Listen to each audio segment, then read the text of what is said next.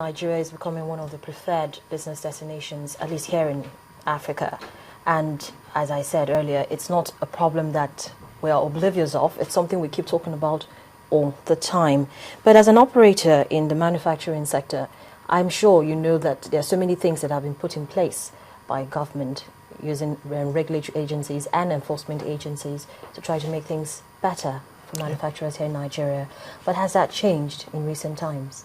No, I'll say it's changing for the better. It's not great for manufacturers in Nigeria at the moment due to the counterfeiting issues, faking, substandard, dumping. It all falls under the same category. We strive not to help our own industry grow, but we strive to help other industries grow in other countries. Being in the case of allowing counterfeiting of our own products, especially local products. It's a bane of the survival of any manufacturer to actually see his product being counterfeited in the market. But unfortunately, due to unscrupulous importers and unscrupulous traders, I think it's become a striving business over the years. Most of those regulatory bodies you've said, SON, NAFDAC, Customs, and the rest, are doing, I believe, their best. We might say in the last 10 years, we've seen a lot more improvement from the beginning of NAFDAC era.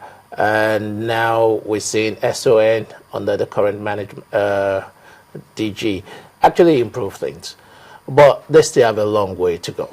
Now, as a company, that's Coleman Wires and Coleman Wire and Cables. How have you been able to deal with this problem? Because it's like I said, it's something that's been here for a very long time, and it seems like it's festering like a very sordid wound of a sort. It's unfortunate that for us, I think the problem is lingering, but we have to keep fighting it as a company and as an association and as a group. What tends to happen is that, for instance, in the cable industry, you find that majority of the faking happens to be people trying to profit here from what legitimate manufacturers in cable do. And what that is that they go trying to imitate or fake your cable, which is they don't actually use your cable or sell your cable. They sell imported substandard cable and try to imitate as much as possible, print your wrapping, wrap the cable in it, and try to sell it as your cable. That has been a big problem over the years with the industry. We've had to fight these unscrupulous importers with the assistance of SON. You're literally having to raid the market on your own with the assistance of the regulatory bodies. But really, is that what we need to continuously be doing? Why not stop this entry altogether of this product? So that takes me to my next question. What can these regulatory bodies be doing to ensure that imports of these substandard products is actually stopped at the point of entry and it doesn't get into the market? I think they need to be a bit harder on the actual importers. I think we're not being hard enough on the importers today. If we're hard enough, I don't think we'll make it so lucrative. Nobody will go into faking or substandard business. When you say hard enough, what kind of policies or what kind of measures or sanctions should be put in place to come down hard on such people? I think we need to start even like what SON is doing now, which is trying to approach things not only from Nigeria end, is to try and approach things from even the country end where we're getting the biggest problems. Today, unfortunately, the biggest problem of import of substandard or fake goods are coming from the Asian part of the world, which, if you want to be very specific, we can take China and India. Now, if we haven't not get them to regulate what they can even sell to Nigeria, because what these guys are even doing is dumping. Because it's easy for me to fake what you're dumping because it's cheap. Now, I'm not selling it in your country, but I can sell it in Nigeria. And because it's cheap, no manufacturer can compete with something that is not within even its own standards. Now, so what you tend to do is that you either try and stop them there first of all. Now, they are doing that. We're only seeing a lot of improvement over the last 1 year. But I think, unfortunately, a lot has already happened. We've already lost a lot of money. And a lot of things are happening very quickly now. I think now you have the new sun cap. They've just revamped it, whereby now it's almost getting to pre-inspection.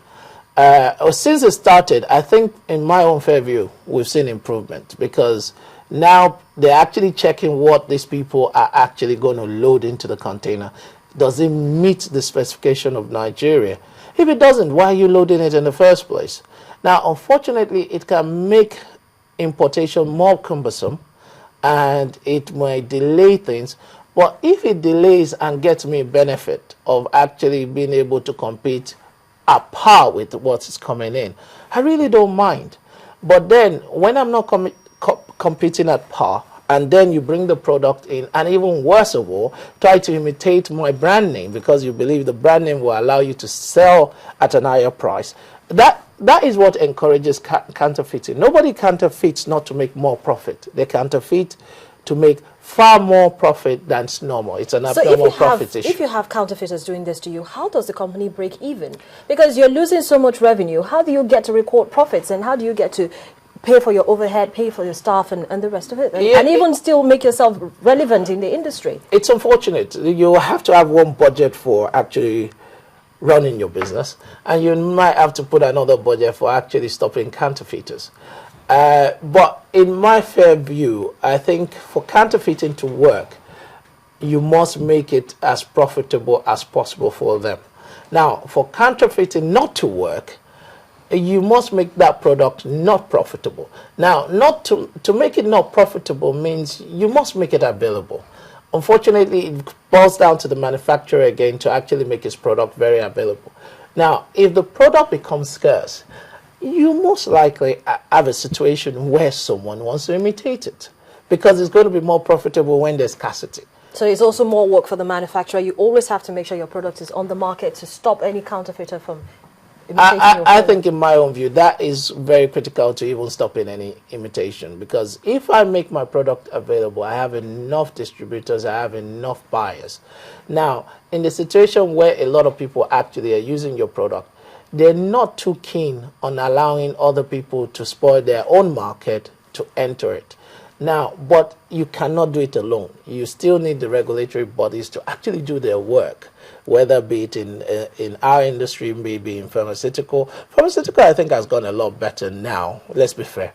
NAFDAC did magic tricks over the last 10 years, and everybody's afraid of bringing in substandard or fake product. And we're all the better for it. Yeah, but we need to get SON to that level. It might not happen. It took NAFDAC a lot of years, but we need to assist SON to get to that level.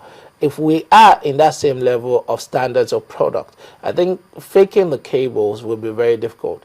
Then in hindsight, we also found out that even SON itself has a little bit of hindrances on how it can hold you to faking, in terms of, have you copied the product or is it substandard?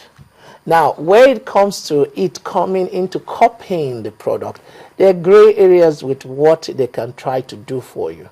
It then goes to consumer protection. So even the law itself needs to be clear. Who should be kicking people for copying the cable? Who should be picking up people for making it substandard? We know it's SON, but let them have enough powers to not only be able to impound the substandard product, to also be impounding product duplication, which is basically counterfeiting it. When you're looking at the high operating cost for manufacturers, do you think this makes manufacturers vulnerable and uncompetitive, so to speak? Oh, of course. If we look at today and look at the economy today, if we have infrastructural problem setting up in any business or any SME business in manufacturing, it's itself difficult enough because you have infrastructural challenges, your overhead cost is high.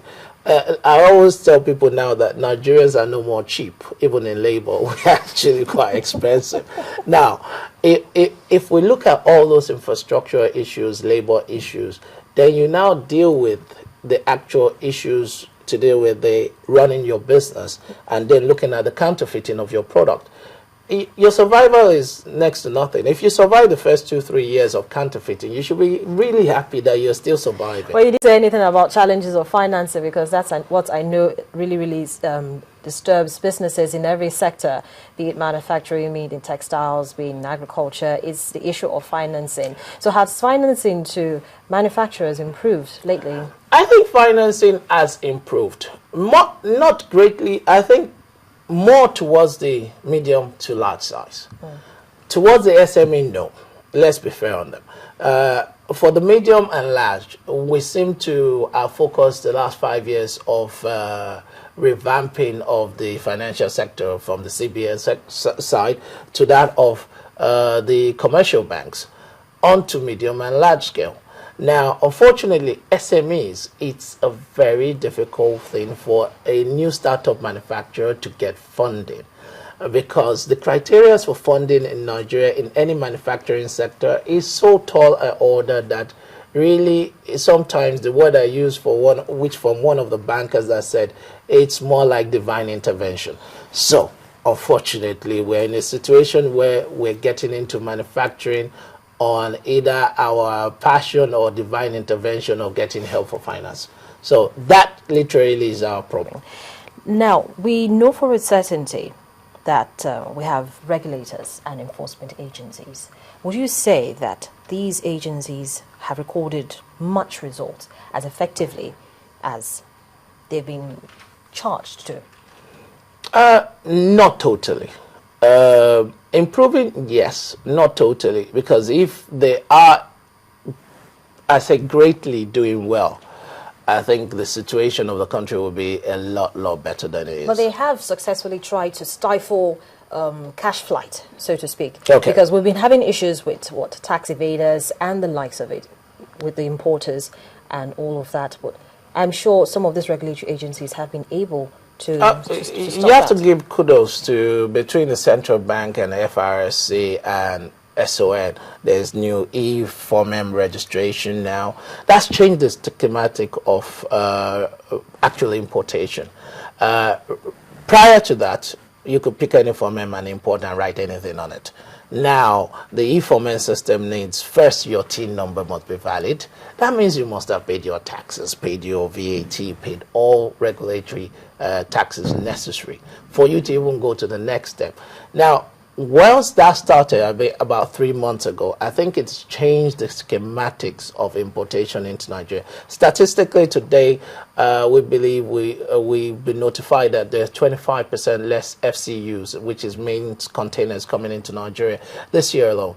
Now, also, information got out about last week that earnings has come down, unfortunately, on the customs side, because, of course, when there's 25% less containers coming in, there's... Now, adequately, this is a good news for us. Unfortunately, it might not be the greatest news for the customs, but I think they're now doing the e-form registration as curtailed unscrupulous importers that are really specialized in this type of kill the manufacturing sector type of business, where they're selling things that nobody can compete with because they don't pay any taxes, they don't pay anything, they hardly even pay duty. And you find this situation, if it continues and they actually follow through what they're doing today, I see now we're seeing a lot of development. I was fortunate to be on a panel of a program, international interview on BBC recently.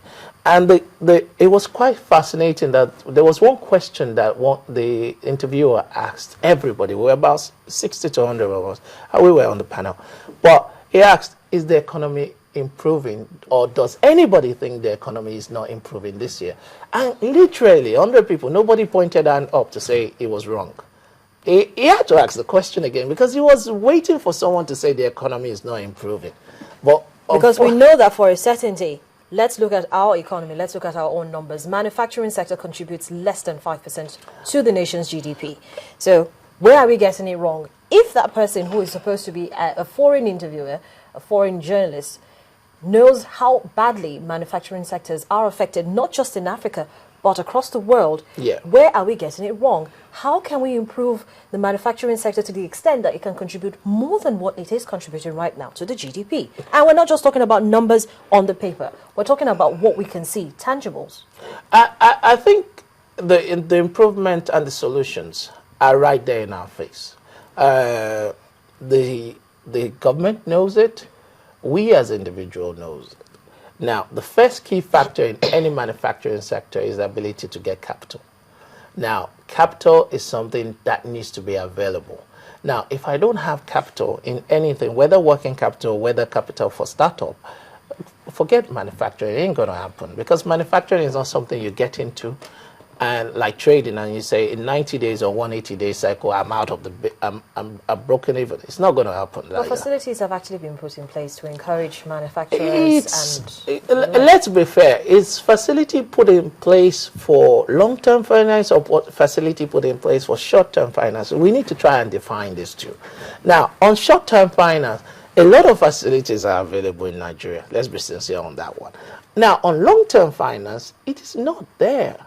Now, that is where you continuously need intervention to actually create it. Yes, in the last 4 years under the current central bank system, there have been intervention funds that's come in. I think there's only been one for manufacturing, which one focused totally on the manufacturing sector. Then later one was on the pharmaceutical sector.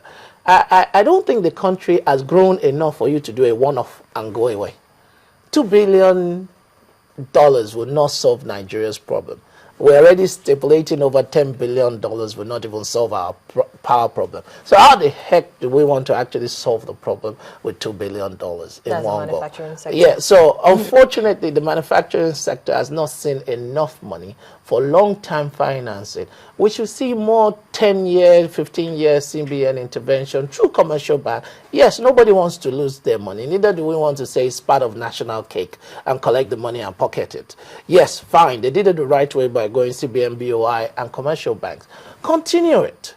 There's nothing that stops you saying, now that we've tried to solve, and the first intervention fund was not really it was really to stabilize the problem that we saw, just like AMCON was there to stabilize the problem of the commercial bank. The CBN intervention fund was there to stabilize the situation. Well, how about if the government decides to work with private investors to try to see how much they can support the manufacturing sector? I totally agree. The government